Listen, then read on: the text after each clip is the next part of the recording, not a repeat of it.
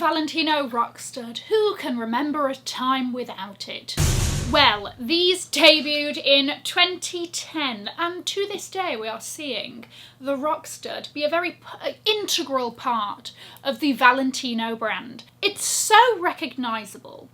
How has it withstood the test of time?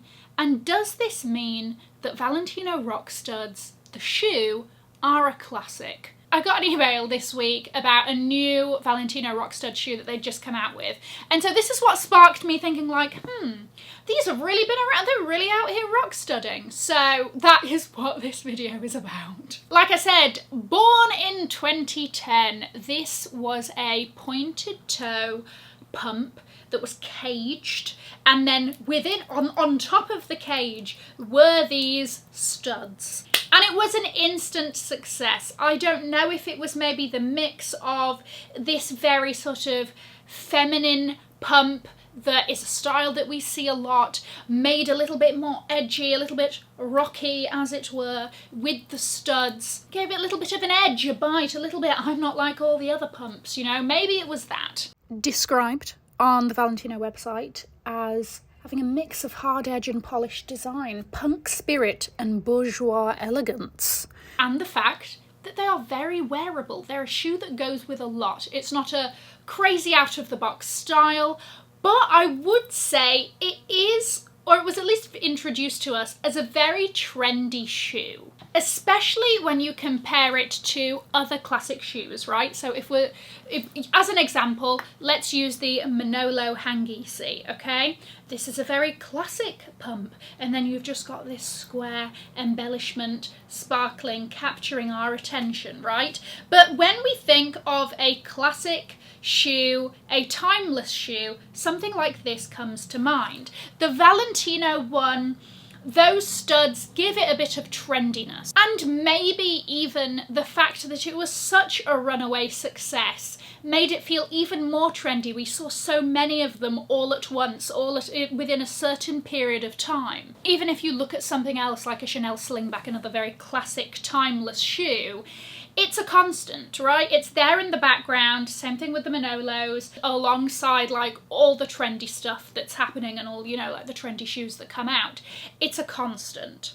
Guys, if you are new here, my name is Cassie and I'm a self-diagnosed luxury addict. I put out videos on Mondays, Wednesdays and Fridays, so if you like luxury fashion, then you're going to love it here. So head down there, subscribe, turn on the bell, become a member of our luxury addicted family. When are we going to rehab? Never. So, just in case you didn't believe me on how much of a runaway success these shoes were, on the year they came out, Valentino's sales doubled. And it has been said that this is Valentino's most profitable product, full stop. It has since cemented itself as a permanent piece for Valentino. Each season you see different seasonal variations. You see crystal versions and camouflage and this colour and patent and smooth leather and pebbled leather and everything. Another thing that backs up their appeal is that they have 3 heel heights. There is a flat, there is the higher version, and then you've got more of a sensible medium heel height as well. There's a Rockstud for everyone. However, the Rockstud didn't just stop there. In 2016, the Rockstud bag was introduced. And this is where I think the immortalisation of the Rockstud itself as a code of the house really began, because I think when it came to the shoes, again, whether it was the trendiness or the success or whatever, I think we started to get bored of it a bit, okay? I'm not going to lie. Around the 2018 mark, it was a bit like, oh, the Valentino Rockstuds. Oh, we still harping on about those sort of thing. It became a bit overdone, over-popularised, actually, maybe is a better term, right? So they introduced the Rockstud into different product categories. Now, if we take a look at the Valentino website, right, and we head ourselves over to the bags, you will see out of the 7 bag lines that they have, 1, 2, 3, 4 of these have the Rockstud incorporated in them. So let's start off with its namesake, the Rockstud bag, right? Again, you'll see lots of different variations within this style. All of these bags have a Rockstud trim. Then, if you look at something like the Rockstud Spike, what's different here is that you've got the quilting, and then the quilting studs are Rockstud studs.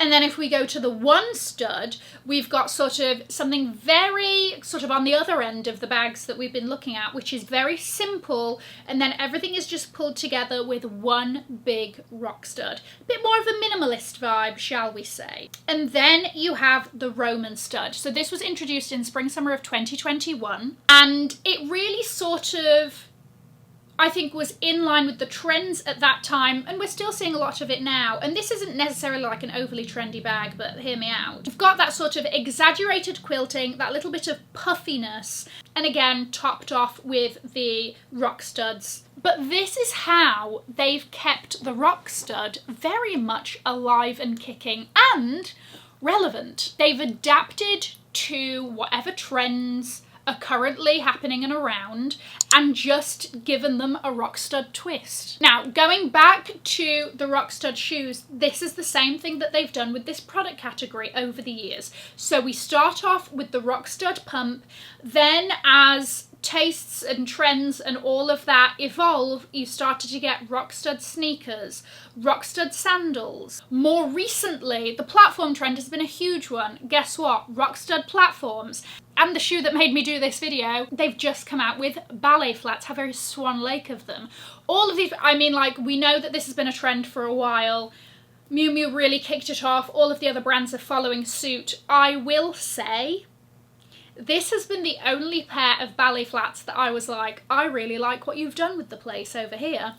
The way that they incorporated the rock studs, I think it just works really well with something that's so, you know, stereotypically like feminine and dainty and elegant as a ballet flat. I think the rock studs against that balances it out really well, and I think that it works with the crisscross up the leg, all of that. I don't know how practical or annoying that must be to do up or whatever, but I think aesthetically they do really well with this one. And I would not be surprised if we start seeing a lot more of those, you know, Valentino Rockstud ballet flats overtaking the Miu Mius on our Instagram feeds. However, can we call the Valentino Rockstuds classic?